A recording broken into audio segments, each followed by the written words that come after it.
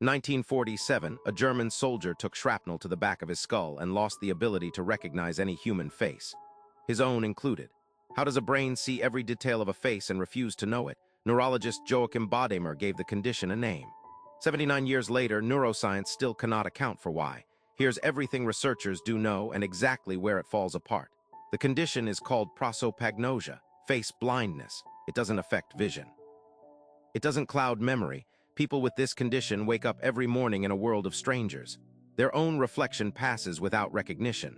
They navigate daily life by voice, by gait, by the specific way someone holds their shoulders. Some learn to identify their spouse by the color of her coat, their child by the sound of his sneakers. They're not confused. They're not forgetful.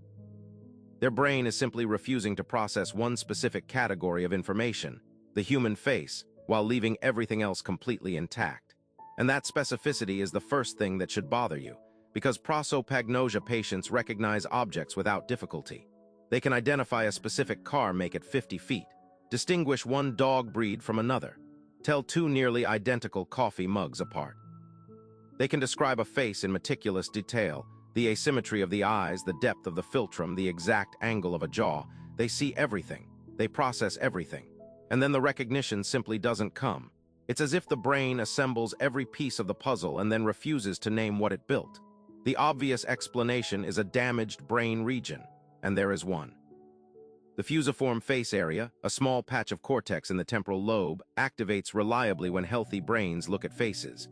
In prosopagnosia patients, that region is often compromised. Damage it in the right spot, face recognition goes dark. It happened to Bodamer's soldier.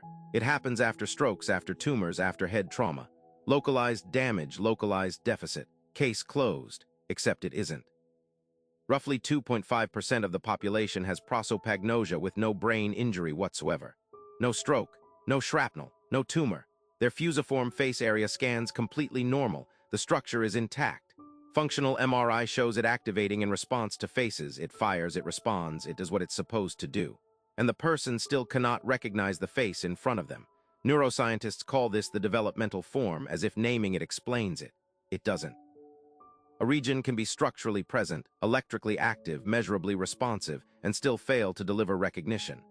That gap between activation and knowing is where the science stops cold. Here's where it gets stranger. Some prosopagnosia patients show autonomic recognition even when conscious recognition fails.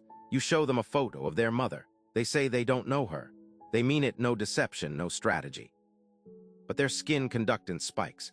Their pupil dilates. Somewhere below the threshold of awareness, the brain flinched. It recognized something. It just never sent that signal upward into consciousness. The face was processed. It was known at some level. The knowledge simply never arrived. This is not confusion.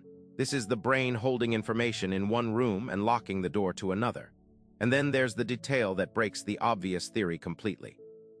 Some prosopagnosia patients recognize faces better when they're upside down. Right side up, a face means nothing to them. Invert it, rotate it 180 degrees, and suddenly they can match it to a name. The standard face processing pathway requires canonical orientation. Flip the face and the brain routes it through an alternate system, object recognition, and it works. The machinery was never broken. It was routing the signal to the wrong address the entire time. So researchers have proposed several models. The fusiform face area is necessary but not sufficient.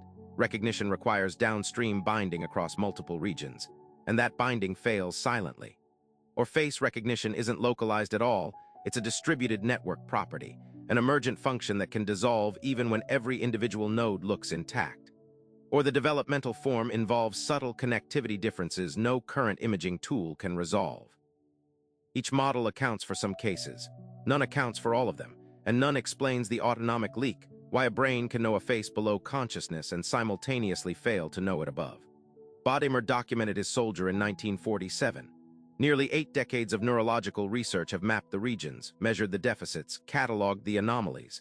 Nobody has explained what recognition actually is, or why in some brains it refuses to happen at all. Your brain is processing faces right now, every day. Thousands per year. Everyone it decides to know, it knows instantly, effortlessly, below the level of thought.